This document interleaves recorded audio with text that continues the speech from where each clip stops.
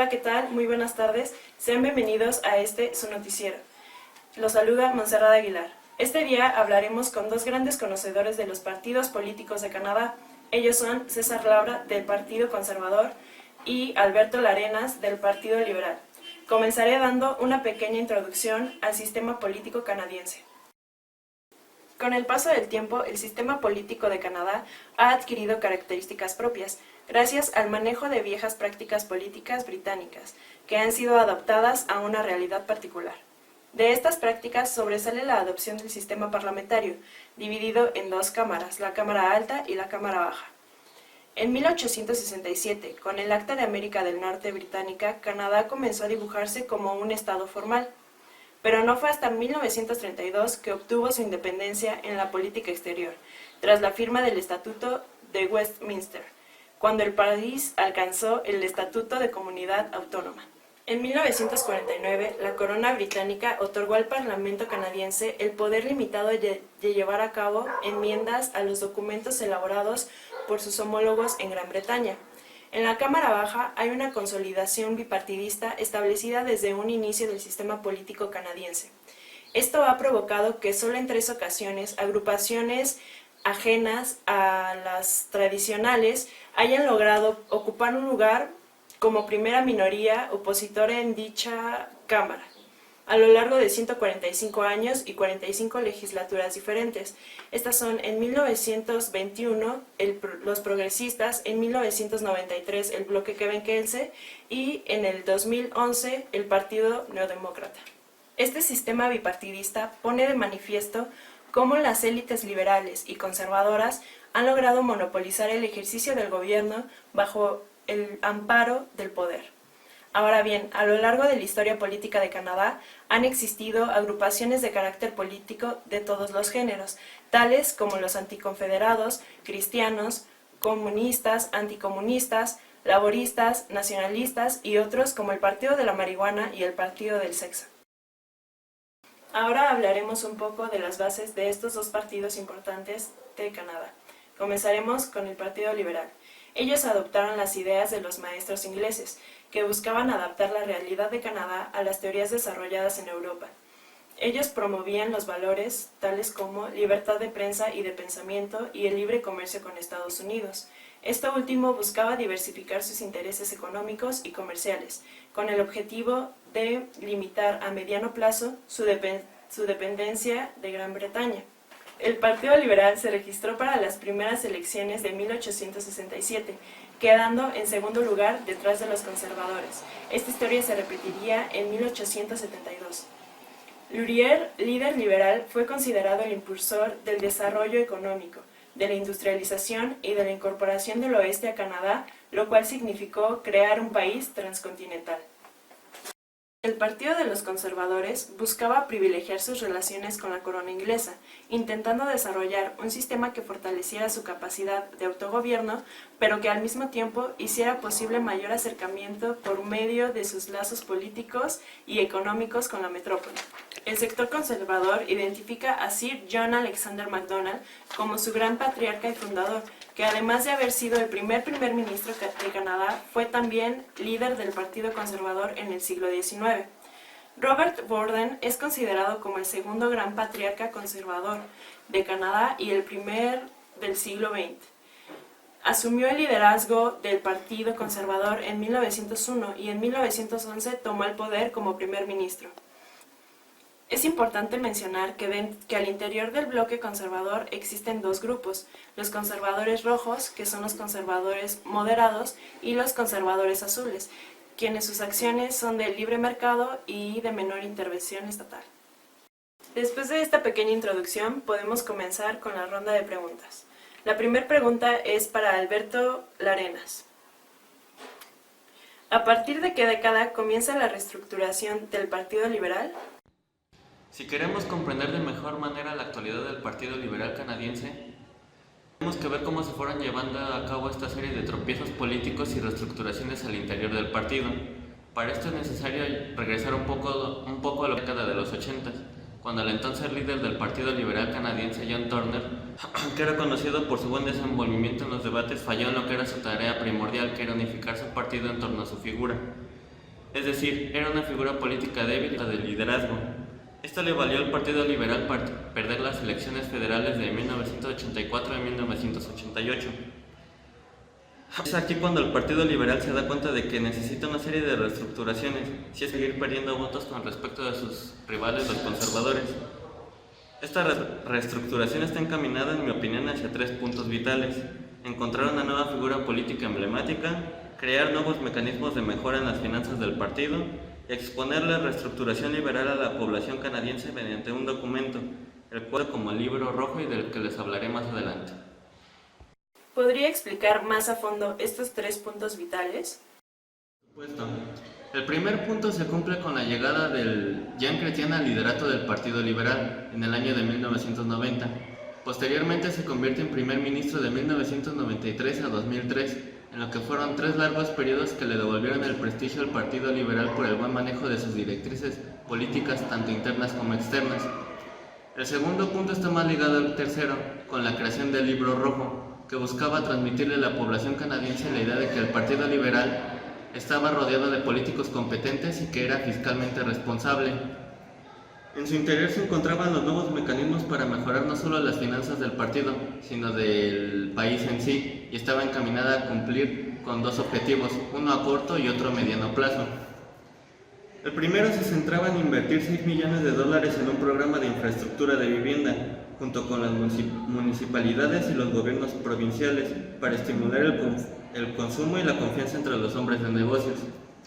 El de largo plazo preveía disminuir el déficit mediante la reducción de programas oficiales de gobierno, hacer más sencillo el cobro del impuesto, mejorar la educación y los programas de capacitación en el empleo, proveer capital a la pequeña y mediana empresa, estimular la participación de la mujer en la economía, ampliar las redes tecnológicas, así como invertir en industria militar canadiense y convertirla en una industria que se orientara hacia fines pacíficos.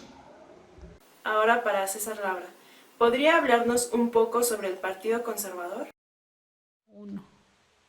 El actual Partido Conservador canadiense es el resultado de la fusión del Partido Reformista Canadiense, el Partido Conservador Progresista de Canadá y la Alianza Conservadora Reformista Canadiense. Esta fusión se da a causa de los grandes éxitos que había tenido el Partido Liberal durante la década de los 60, los 70 y parte de los 80. Este partido pugna por la soberanía, un federalismo abierto, mantener la unidad nacional, que se mantenga la libre empresa y la posibilidad de la realización de todos los canadienses sin importar su origen. Se centra más en la población que es menos progresista y que es más cautelosa con los cambios abruptos dentro de la política o la economía del país. Vamos a comenzar hablando de este partido a partir de los 80, siendo el líder Joe Clark, que está de 1980 a 1983. Este personaje era primer ministro, sin embargo renuncia al cargo, pero no así al liderato del partido, ya que buscaba todavía mantener el contrapeso con a su sucesor, llamado Trudeau, sobre todo con respecto al Plan Energético Nacional, o PEN. Este plan lo que planteaba era que las provincias productoras de petróleo tuvieran una mayor contribución, lo que se pensaba que podía afectar también su crecimiento, entonces no fue muy bien visto. Bueno, este personaje, Joe Clark, no era muy bien aceptado, ya que se le consideraba más progresista que conservador, entonces tenía bastantes rivales dentro del partido. El más fuerte era Brian Mulroney, y para, digamos que consolidar su liderato, manda a llamar a elecciones en 1983 y las pierde ante Mulroney. Lo primero que hace Mulroney dentro del cargo es insertarse dentro de la Cámara de los Comunes, ya que es un requisito del partido para poder ser el líder. Entonces lo que hicieron fue que sacaron un miembro conservador que estaba dentro de la Cámara de los Comunes para que le cediera su lugar a Mulroney. Es una práctica común que se hace. Y bueno, Mulroney apoyó la Ley de Lenguas Oficiales de 1969 y también tuvo como que cierta relación estrecha con las provincias centrales, sobre todo con Quebec. Dentro de su liderato va a renunciar Trudeau al cargo de primer ministro y Mulroney va a competir para el cargo.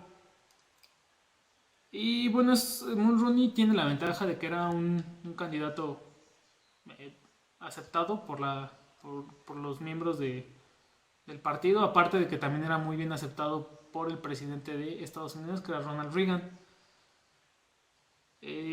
Gana las elecciones como primer ministro y este acercamiento con Estados Unidos le va a permitir entablar el acuerdo de libre comercio y posteriormente negociar el tratado de libre comercio con América del Norte.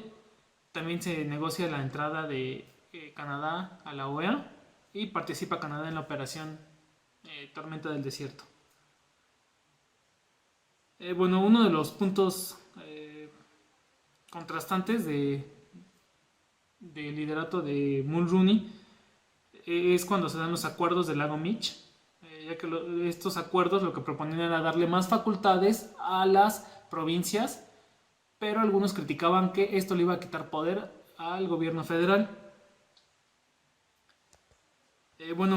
Durante las negociaciones de estos acuerdos se da la privatización de Petro-Canadá, ya que no se le pone mucha atención, ya que la atención estaba concentrada en los acuerdos.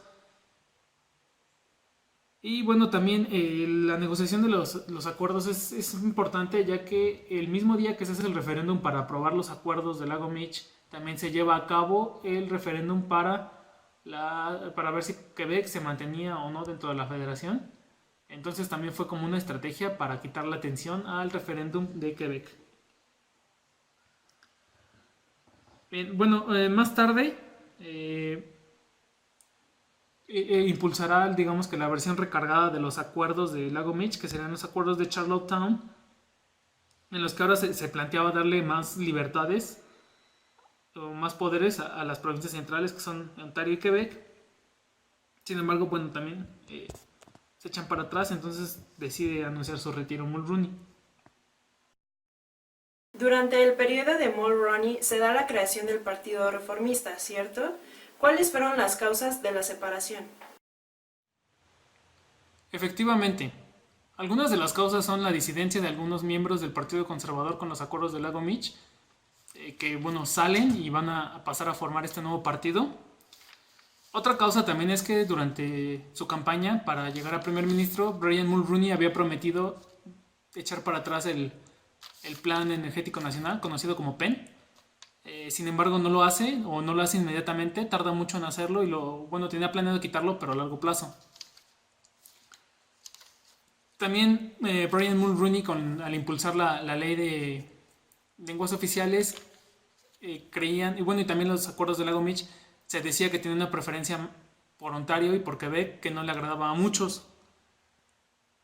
Este nuevo partido, cuando se crea, es un partido que tiene como ejes el populismo, el libre mercado, la conciencia social, y también rechazaba los intentos de separación.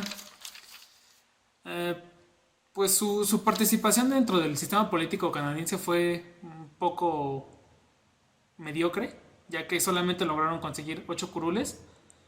Y esto se va a sumar para que dentro del partido tuvieran disidencias con el líder, que se llamaba Preston Manning. Y aparte de esto, Preston Manning tenía una tendencia a aplicar mucho su cristianismo dentro del partido, algo que no era muy bien visto por algunos miembros. ¿Podría mencionar acontecimientos que marcaran el gobierno de Jean Chrétien?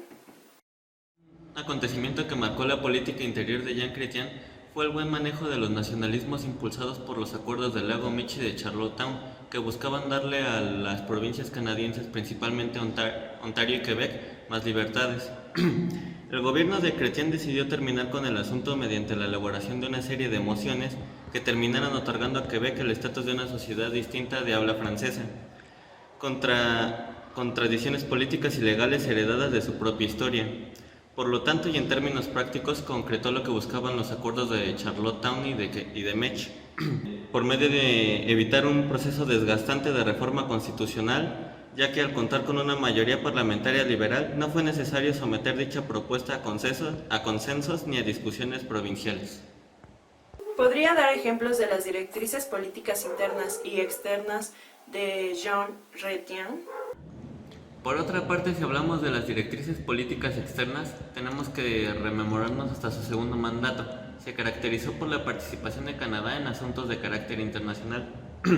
Sin duda sobresalen las operaciones militares de Canadá en Kosovo, bajo el amparo de la OTAN, la Organización del Tratado del Atlántico Norte, en 1999. Esta echó de constancia del carácter colaborador multilateral que asumió la administración liberal de Chrétien en cuanto a sus socios y aliados. En el Partido Conservador Progresista se logró que una mujer hiciera historia. ¿Nos puede hablar más sobre esto?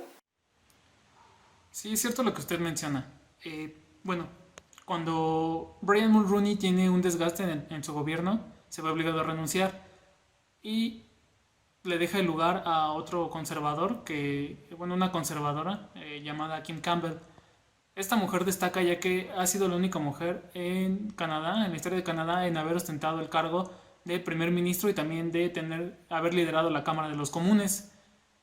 Su gobierno fue muy corto ya que cuando ella entra al gobierno, el tiempo que tenía de plazo para llamar a elecciones otra vez, que era de 5 años, ya estaba por cumplirse, entonces se ve obligada a llamar a elecciones. Desafortunadamente se ve envuelta en un escándalo del asesinato de un niño en Somalia por parte de un canadiense mientras ella era ministro de defensa, y bueno, esto repercute mucho para que ella gane y pues no puede mantenerse más tiempo en el cargo. ¿Qué sucedió con el regreso de Joe Clark al liderazgo del partido? El regreso al liderato del Partido Conservador por parte de Joe Clark se da en la situación de que había problemas ya con los antiguos líderes, ya que se les atribuía que estaban dándole más preferencia a las provincias centrales, que es Ontario y Quebec, y estaban dejando de lado las provincias del oeste. Bien, bueno, él llega otra vez en 1998, sin embargo tampoco goza de muy buena aceptación. Es como que un liderato bastante débil. Desafortunadamente para él, en marzo del 2000, no puede contener todos estos desacuerdos que se estaban dando, que venían desde antes, y algunos conservadores salen del partido, se unen al Partido Reformista y crean la Alianza Reformista Conservadora, que tenía el objetivo de consolidar todas las derechas del país para poder tener una mayor fuerza frente a los liberales. Bien, aquí cuando se da la creación de la alianza, hay una pelea entre líderes porque Preston Manning quiere liderar el partido, pero también tiene a un rival que se llama Stockwell Day, y Preston Manning va a buscar aprovechar estas rivalidades para poder, digamos, tener sacar ventaja, incluso si es que se llegara a dar una alianza, siendo que el Partido Conservador conservara poder sobre el nuevo partido. Sin embargo, bueno, esta estrategia se viene abajo cuando Stephen Harper empieza a figurar, ya que Stephen Harper propone que si es que se llega a dar una unión entre el Partido Conservador y la Alianza Conservadora, el Partido Conservador iba a ser una fuerza minoritaria, ya que había estado perdiendo poder a lo largo del tiempo. Y bueno, estos ya solamente serán una minoría. ¿Podría decirse que es activa la participación de Canadá en la OTAN? Sí, porque Chrétien, en relación con operaciones de carácter multilateral, envió 2.500 soldados a la guerra de Afganistán del 2001, esto como muestra del compromiso que asumió su administración con respecto de la OTAN, aparte de que elaboró una política antiterrorista encaminada a cumplir con 5 objetivos principales: prevenir que el terrorismo ingrese a Canadá, proteger a los canadienses de actos terroristas, elaborar herramientas para identificar, perseguir y castigar a los terroristas, asegurar la frontera Canadá-Estados Unidos manteniéndola abierta a los viajeros legítimos y trabajar al lado de la comunidad internacional para atrapar a los responsables de los atentados y analizar las causas del terrorismo. ¿Se puede decir que fue impecable la administración de Jean Chrétien? No, porque el ex líder del Partido Liberal se vio involucrado en algunos problemas de corrupción relacionados con la firma de unos contratos de patrocinio y de bienes raíces. Para esto llegó a suplirlo como primer ministro en el año del 2003 Paul Martin. Su primera acción fue la de borrar o cancelar todos los contratos de patrocinio firmados por el gobierno anterior, con el fin de enviar una señal a todos los electores de que el suyo sería un gobierno más honesto, en el cual no cabrían especulaciones de corrupción ni conflictos de intereses. Una última pregunta. ¿Cómo se da la conformación del Partido Conservador? La conformación del nuevo Partido Conservador se da en 2004, ya que el actual líder del partido, Peter MacKay, entabla conversaciones con la alianza y bueno, se empiezan a negociar los puntos de unión y bueno, acuerdan no tocar las reformas políticas ni reformas al Senado y también que el sistema de elección interna va a ser por un lado por puntos, o sea que se le va a asignar 100 puntos a cada provincia y el que obtenga la mayoría de los votos en la provincia se va a llevar los 100 puntos y obviamente va a ganar el que tenga más, el que haya ganado más provincias. Por otro lado también se va a hacer un sistema de elección directa, ese quiere decir que se va a hacer por voto democrático y bueno, se da la conformación del nuevo Partido Conservador e inmediatamente se hacen elecciones de las cuales va a salir vencedor Stephen Harper y lo primero que va a hacer ya una vez como líder del nuevo Partido Conservador es presionar al primer ministro Paul Martin para que llame a elecciones, ya que bueno, estaban inmiscuidos en cuestiones de corrupción tanto él como el Partido Liberal. Y bueno, el 29 de septiembre Harper, que era el líder del Partido Conservador, Layton, que era el líder del Partido Neodemócrata, y Duceppe, que era el líder del partido del bloque quebequense, digamos que se unen para darle un voto de no confianza en la Cámara Baja a Paul Martin y llamar a elecciones otra vez. En estas elecciones va a salir victorioso otra vez Stephen Harper, y sin embargo no va a tener la mayoría en la Cámara Baja. Para evitar las cuestiones de corrupción, aplica la ley de Contaduría General para que todo el gobierno sea más transparente. Y bueno, aquí da un punto en el que las elecciones van a ser ahora fijas cada 4 años. El primer ministro ya no va a poder disolver el parlamento y llamar nuevamente a elecciones. Sin embargo, sí lo van a poder hacer tanto los miembros del parlamento como el gobernador general. Esto va a llevar a que Harper empiece a presionar a la oposición con una serie de políticas que van en contra de los intereses para que ellos mismos den un voto de no confianza y llamen otra vez a elecciones. Sin embargo, no va a funcionarle a Harper, ya que la oposición se va a poner de su lado y lo va a apoyar. Por lo tanto, decide acudir con la gobernadora general para que ella sea la que emita el voto de no confianza y se llame nuevamente elecciones. Lo va a hacer y se va a llamar otra vez elecciones. Sin embargo, Harper no va a conseguir la mayoría otra vez en la Cámara Baja. Va a continuar presionando a la oposición. Una de las reformas que propone es que el financiamiento de los partidos ya ahora sea por fuentes privadas, ya no se destinen cargos públicos, pero esto les afecta mucho a los liberales, ya que no tienen una maquinaria tan poderosa como la de los conservadores para poder recaudar fondos. Y bueno, aquí se van a unir tanto el Partido Liberal como el Partido Neodemócrata y el bloque quebequense para darle un voto de no confianza a Harper y crear un gobierno coligado, algo que no es muy común en Canadá, a pesar de que es legal. No fue muy bien visto por la población, ya que son gente muy conservadora, o bueno, les gusta tener, digamos que un gobierno con prácticas consuetudinarias, y esto era como que les saltaba mucho, entonces no les gustó.